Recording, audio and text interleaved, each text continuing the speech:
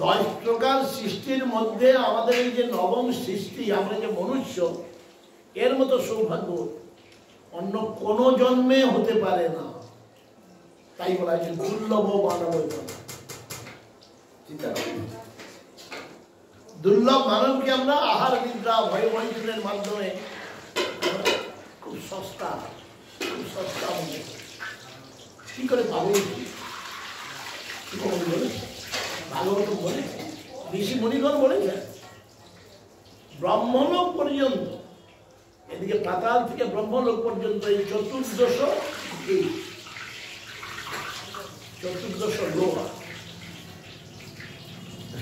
এই ছক এসে গেছে এইবারে।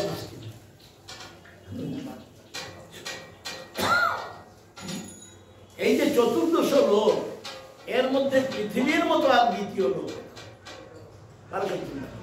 এই পৃথিবীর মধ্যে আবার ভারতবর্ষের মধ্যে আবার পশ্চিমবঙ্গ, পশ্চিমবঙ্গের মধ্যে আবার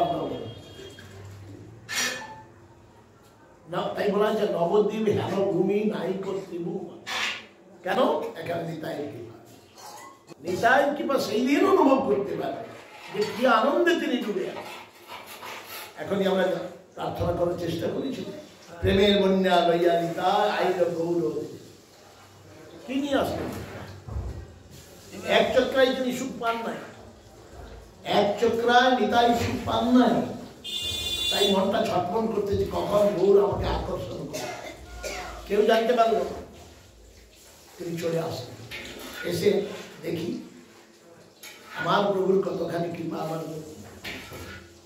এই নবদ্বীপে এসে তিনি কার ঘরে ছিলেন?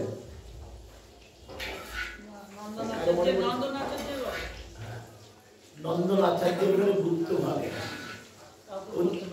উদ্দেশ্য কি? আমার প্রভুর জন্য আমার মন ছটফট করছে, আর প্রভুর কি আমার জন্য ছটফট করছে? এটা ভক্ত ভগবানের পরিচয়। ভক্তি জগতে যখনই কোনো সৌভাগ্যবান কিংবা সৌভাগ্যবতী প্রবেশ করে, তখন ভগবানের সাথে একটা আঁতা হয়ে যায়। আঁতা মানে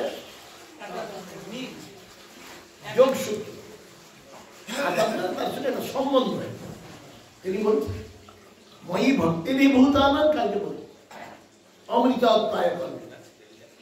আমার প্রতি এতখানি ভালোবাসা যদি কারো হৃদয় হয়, তাহলে আমি তাকে আপন করে বলে জগৎগুরু শ্রীমান নিত্যানন্দ প্রভু কি। আজকে দুর্ভাগ্য কি জানেন? বঙ্গভূমির সবচেয়ে বড় দুর্ভাগ্য, আজকে হাজার লক্ষ কোটি লোক আসতেছে নবদ্বীপে। কেন যে আসতেছে? কি নিয়ে যাচ্ছে তারা? অন্ধের হাজার লক্ষ কোটি নবদ্বীপে আসতেছে। কিন্তু এদের দশা, এদের দুর্দশা। যেমন গঙ্গা নিকটে থেকে গঙ্গা স্নান করবার প্রবৃত্তি জায়গা না এদের। নবদ্বীপ ভূমিটি কি? প্রেমের অবিশ্রান্ত স্রোত বয়ে চলেছে। নিতাই সেই প্রেমের সাথে ডুবিয়ে রেখেছেন নবদ্বীপে ভক্তরা। আমরা নবদ্বীপের মাটিকে চিনতে পারছি না। যেদিন নবদ্বীপ আগমনকারী শ্রোতাগণ কিংবা ভক্তগণ যেদিন নবদ্বীপের গৌরের একান্ত নিজজনের আশ্রয় নিবে, সেদিন নবদ্বীপের তত্ত্ব এতটুকু সে জানতে পারে। তাই বলা হয়েছে কি, ওইসব গিয়েছেন, ধামবাসী জনে প্রণতি করিয়া মাগিব কৃপার বেশ। ধামবাসী জনে প্রণতি করিয়া মাগিব কৃপার বেশ। আর কয়েকটা কথা বলবো, জোরে বলবো না। মানুষ যারা ঘাটে আসতেছে, কাকে খুঁজতেছে? এখানে কোথায় কি দেখা যাচ্ছে? টোটো দাঁড়িয়ে এখানে কেউ সাধুর আশ্রয় আসে, সাধুর খোঁজ করতে আসে না। কে আমাকে কয় পাক ঘুরাবে, কে আমাকে কয় পাক ঘুরাবে তারই আসবে। কতটা মন্দির দর্শন? আচ্ছা, 10টা মন্দির দর্শন করা আর একটা মন্দির দর্শন করার কি পার্থক্য আছে? ভগবান বিভিন্ন। আমার দর্শন করবার যেদিন চক্ষু খুলবে, যেখানে দর্শন করব, এ সমস্ত ঘুরপাক খেতে আসে। তাই ধামে এসে, ভগবানের শ্রীচরণে এসে এরা ধামের মহিমা কখনো বুঝবে। ধাম ভগবানের ধানেশ্বরের অভিন্নত, ধাম ধানেশ্বরের অভিন্নত। তাই ধানেশ্বরের কৃপা একমাত্র ধামবাসী। ধামবাসী মানে তাহলে কারা ধামবাসী? আমরা বাসী ধামবাসী। ধামবাস কাকে বলে জানো? ধামবাস কাকে বলে? যাহার হৃদয়ে ধামেশ্বরের প্রতি একান্ত শরণাগতি হয়ে যায়, কথা মনে রাখা, যাহার বহু সৌভাগ্যের ফলে, বহু জন্মের স্বীকৃতির ফলে ধামেশ্বরের প্রতি এতটুকু আসক্তি হয়েছে, তাহার হৃদয়ে ধামেশ্বর কৃপা করে নিজের ধামকে তিনি প্রকাশিত করে দেন। বলো গৌর সুন্দর ভগবান কি।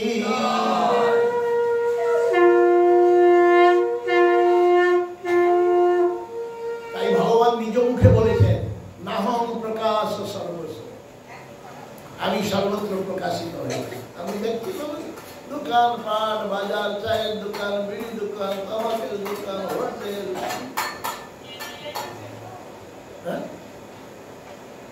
ধাম যে চিন্ময় কবে বুঝতে পারে? ধামেশ্বরের এবং ধামেশ্বরের কোন নিজজনের কৃপা। ধ্রুব মহারাজ তার কাছে মৃত্যু এসে এসে এসে এসে আরেকটু এগিয়ে আসে, আরেকটু এগিয়ে আসে। যেই ধ্রুব মহারাজের কাছে মৃত্যু আসলো, তার মাথায় পাটা দিয়ে ধ্রুব মহারাজ সোজা ধ্রুব মহারাজ কি। সে আমাকে দাঁড়িয়ে আছে, সবাই আমাকে ভয় পাইয়ে আমার মাথায় পা দিয়ে চলে গেল। ভক্তি জীবন, ভক্তি জীবন এত সুখ আছে, এত সুখ আছে, কিন্তু আমাদের দুর্ভাগ্য কি, আমরা মানব জন্মটিকে বুঝতে পারছি। দেবতাগণ যদি দেবলোক ছেড়ে এখানে আসে ভগবানের কথা শ্রবণ করবার জন্য, তাহলে কে বড়? কে বড়? কেউ যেন কোনদিন স্বর্গে যাওয়ার আকাঙ্ক্ষা করে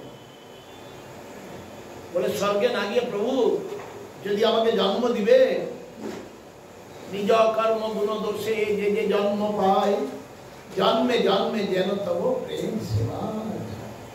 বলো গৌর সুন্দর ভগবান কি, জগৎগুরু নিত্যানন্দ প্রভু কি। জীবন মধুময়। আজকে কয়েকজন বলছে কি হলো, সবটা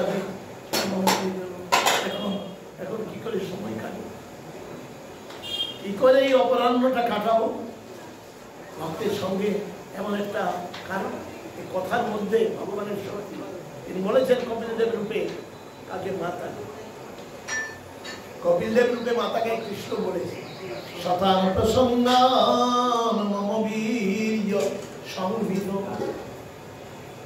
শতাং প্রসঙ্গান মম বীর্য সংবিত, ভবন্তি হিতকর্ণ রসায়না কথা, তজ্জোষনাদিয়াসু অপবর্গবর্তমানি, শ্রদ্ধা রতি ভক্তি অনুক্রমিষ্যতি।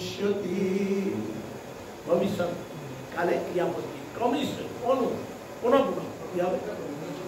সাধু সঙ্গে যখনই ভগবানের প্রসঙ্গ, ভগবত কথার প্রসঙ্গে সময় কাটে, সেই প্রসঙ্গের মধ্যে ভগবান তার সমস্ত তিনি প্রদান করেন এবং ভগবত শক্তি যুক্ত তাহার কথা শ্রবণে কি হয়, রতি ভক্তি অনুক্রমে তার প্রথমে শ্রদ্ধা। শ্রদ্ধা শব্দ হচ্ছে বিশ্বাস, যাকে কোনোদিন দেখি নাই হচ্ছে শ্রদ্ধা। আজকে আমাদের দুঃখের একমাত্র কারণ হচ্ছে আমরা ভগবত বিশ্বাস আমাদের হৃদয়ে, মূর্তি দর্শন করি, এই হচ্ছে আমাদের। তিনি কে? এই যে আঙুলটা ঠুকানো এর কি মানে? হ্যাঁ, তিনি যদি প্রভু হয়, তা তিনি প্রভু তো সবাই জানেন মালিক, তা প্রভুর কাছে কে যাবে? দাস যাবে। আমরা সবাই দাস, তাহলে দাসের স্থানটা কোথায়? প্রভুর চরণ, কি না?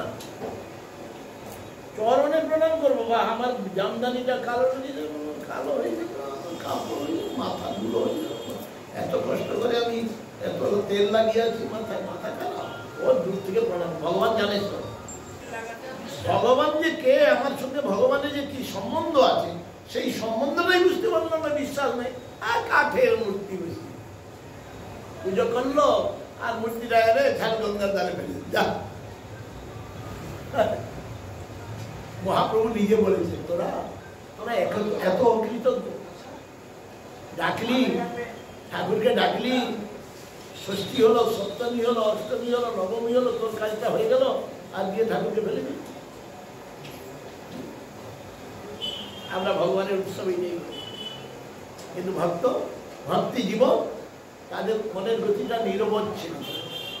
যথা গঙ্গাম্বুসম্ভূত, গঙ্গা যেন সমুদ্রের দিকে একই গতিতে প্রবাহিত হয়ে থাকে, ভক্তের জীবনের মনের গতি সদা সর্বদা নিরবচ্ছিন্ন ভাবে সেই ভগবানে মিলিত হওয়ার আকাঙ্ক্ষায় সদা সর্বদা। তার জীবনে দুঃখ আসবে কোথা থেকে? কোথা থেকে? তার জীবনে কোনো প্রকার দুঃখ আসে না। কেন? আত্মতত্ত্ব সে জেনেছে। জন্ম কর্ম চমে দিব্যং এবং জবে তত্ত্ব তত্ত্ব দেহ পুনর্জন্ম নৈতি মহামিতি ঈশ্বর। আমাকে, আমার জন্ম এবং আমার এই লীলা কর্ম, ভগবানের কর্ম হচ্ছে লীলা, আমাদের কর্ম হচ্ছে বন্ধনের কারণ। আপনার কর্মের পরিণাম সদৃশ দেহে পেয়ে থাকি, আর ভগবানের কর্মের ফলে কি করি? তার কর্মের ফল হতে পারে নবে কর্মানি লিম্বন্তি, ভগবদ্গীতায় তিনি বলেছেন।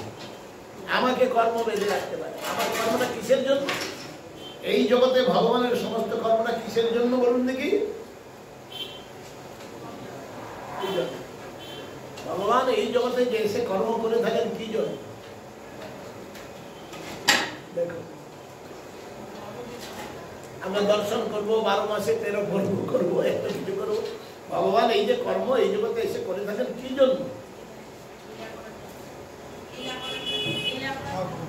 কে বলতে পারবে? ভগবান এই সমস্ত লীলা যে এসে করছেন তার কি জন্য? ভক্তদের শিক্ষার জন্য। ভক্তদের শিক্ষার জন্য তো আছে, সুখের মদ ভক্তানাং বিনোদার্থং, মদ ভক্তানাং বিনোদার্থং করোমি বিবিধ ক্রিয়া। মিলে গেল?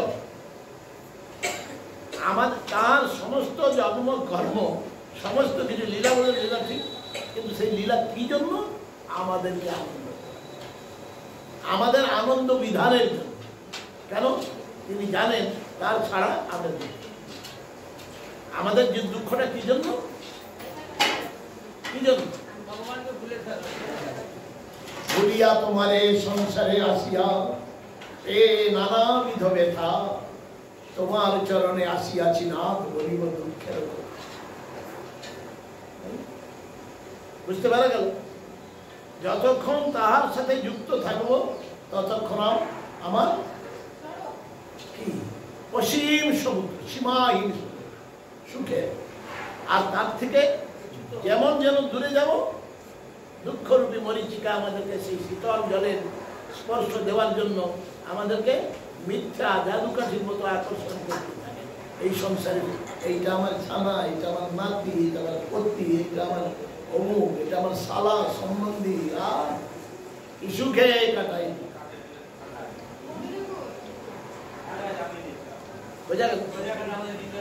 তাই নিত্যানন্দ এই ভালোবাসাটা দিতে এসেছেন। জগৎগুরু শ্রীমান নিত্যানন্দ প্রভু কি।